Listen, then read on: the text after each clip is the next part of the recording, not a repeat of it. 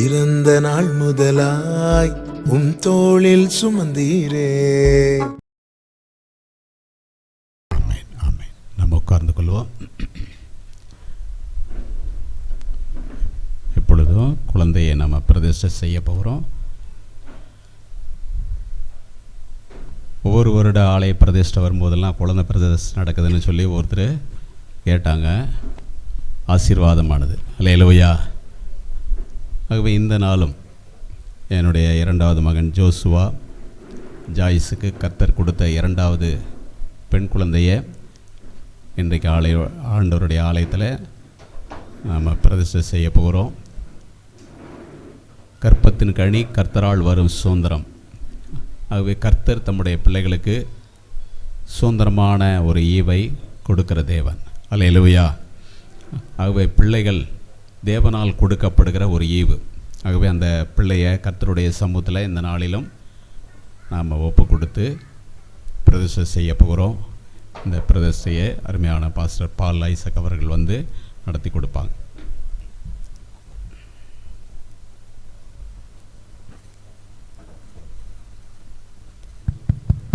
இந்த குழந்தையை, இரண்டாவது குழந்தையை நம் கர்த்தருக்கென்று ஒப்பு கொடுத்து நாம் பிரதிஷ்டை பண்ணும்படியாய் தேவ சமூகம் கூடி வந்திருக்கிறோம். கற்பத்தின் கனி கர்த்தரால் வரும் சுதந்திரம் என்று நாம் அறிந்திருக்கிறோம். இந்த பிரதிஷ்டை என்பது நமக்கு தேவனாகிய கர்த்தர் மார்க் 16ஆம் அதிகாரத்தில் ஆண்டவர் இயேசு கிறிஸ்து நல்ல ஒரு காரியத்தை நம்முடைய ஜனங்களுக்கு முன்னதாக அறிவித்திருக்கிறார். ஒரு பகுதியை நான் வாசிக்கிறேன். மார்க்குவின் புஸ்தகம் 10ஆம் அதிகாரம் 13ஆம் வசனத்திலிருந்து 14ஆம் வசனம் வரைக்கும். சிறு பிள்ளைகளை அவர் தொடும்படிக்கு அவர்களை அவரிடத்தில் கொண்டு வந்தார்கள். கொண்டு வந்தவர்களை சீசர்கள் அதட்டினார்கள். இயேசு அதை கண்டு விசனமடைந்து, சிறு பிள்ளைகள் என்னிடத்தில் வருகிறதற்கு இடங்கொடுங்கள், அவர்களை தடை பண்ணாதிருங்கள், தேவனுடைய ராஜ்யம் அப்படிப்பட்டவர்களுடையது. எவனாகிலும் சிறு பிள்ளையை போல தேவனுடைய ராஜ்யத்தை ஏற்றுக்கொள்ளாவிட்டால் அவன் அதில் பிரவேசிப்பது இல்லை என்று மெய்யாகவே உங்களுக்கு சொல்லுகிறேன் என்று சொல்லி அவர்களை அணைத்து கொண்டு அவர்களை ஆசீர்வதித்தார். ஆகவே ஆண்டவராகிய தேவன் சிறு பிள்ளைகள் மேல் வைத்திருக்கிற பெரிய திட்டம் அது மாறாதது. தேவன் தம்முடைய பிள்ளைகளை அவர் ஆசீர்வதிக்க சித்தமுள்ளவராக இருக்கிறபடியினாலே இயேசு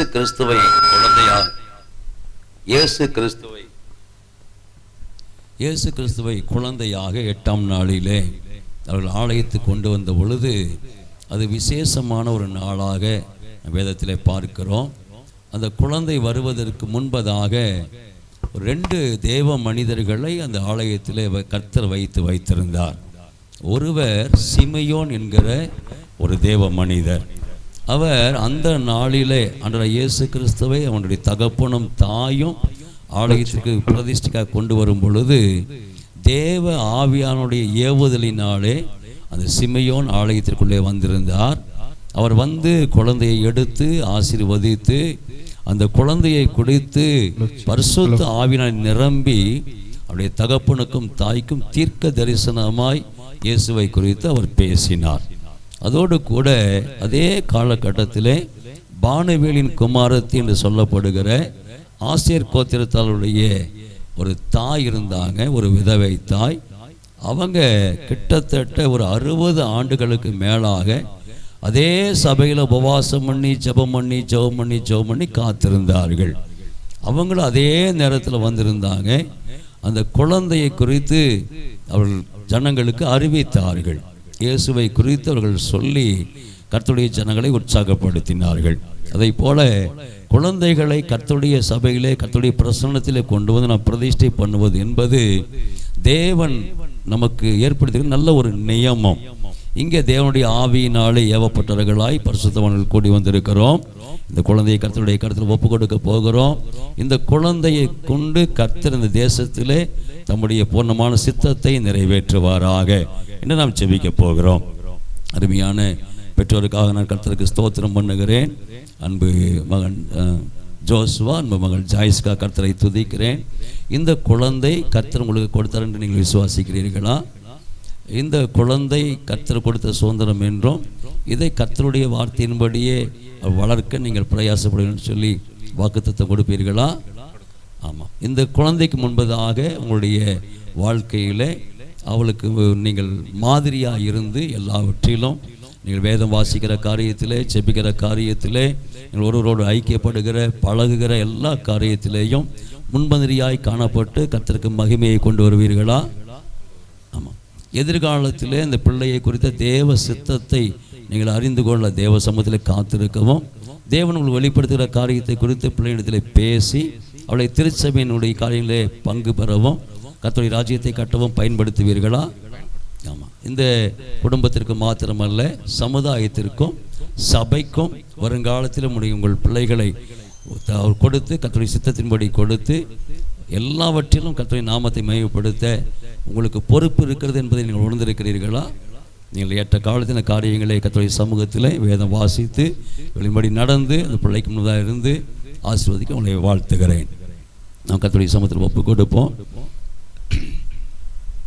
நாம் எல்லாம் சேர்ந்து நாம் ஜெபம் பண்ண போகிறோம். ஒரு நிமிஷம் எழுந்து நிற்கலாம்.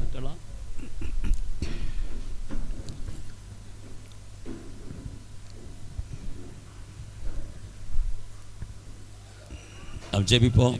இரக்கமுள்ள பிதாவே, இயேசு கிறிஸ்துவின் திரு நாமத்திலே உம்முடைய சமூகத்தில் வருகிறோம். அப்பா, இந்த அருமையான குடும்பத்தாருக்காக விசேஷமாக நாள் ஜெபிக்கிறோம்.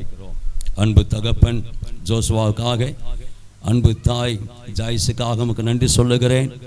இவர்களை நினைத்தருளி இவருடைய வம்சம் விருத்தி அடையவும், சபையிலே இவர்கள் ஆண்டவரே கர்த்தருடைய நாமத்தை மையப்படுத்துகிற ஒரு குடும்பமாய் காணப்படவும் கொடுத்திருக்கிற இரண்டாவது குமாரத்திக்கு ஆகமுடைய சமூகத்தில் நன்றி சொல்லுகிறேன். அப்பா கர்த்தாவே, இந்த இரண்டாவது குமாரத்தையை கர்த்தராகிய தேவனுடைய திருக்கரங்குள்ள ஒரு விசையாய் ஒப்பு கொடுக்கிறேன்.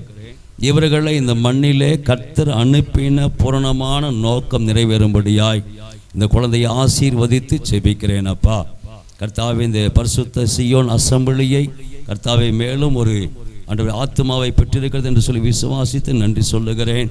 தொடர்ந்து பிதா குமாரன் பரிசுத்த ஆவியின் நாமத்தினாலே இந்த குமாரத்திக்கு ஜெஸ்லின் என்கிற நாமத்தை சூட்டி கர்த்தாவே நாமத்தினாலே கர்த்தருக்கு பரிசுத்தம், கர்த்தருக்கு பரிசுத்தம், கர்த்தருக்கு பரிசுத்தம் என்று சொல்லி இந்த குழந்தையை பிரதிஷ்டை பண்ணி ஜெபிக்கிறேன். அப்பா சபையாராக இந்த குழந்தை கர்த்தருடைய கருத்தில் ஒப்பு கொடுக்கிறோம்.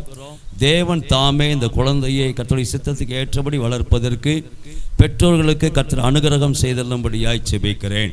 இந்த குழந்தையுடைய எல்லா தேவைகளையும் அவருடைய பெற்றோர்கள் தாமே கவனிக்க அவர்கள் கொடுத்திருக்கிற நல்ல ஆசீர்வாதங்களுக்காக நமக்கு ஸ்தோத்திரம். கர்த்தரின் நாமத்தின் மகிமைக்காக பயன்படுத்த கர்த்தர் கிருபை செய்வீராக.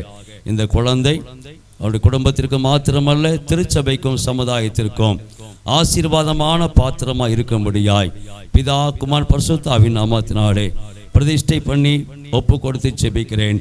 ஜெபம் கேளும் நல்ல பிதாவே, ஆமென்.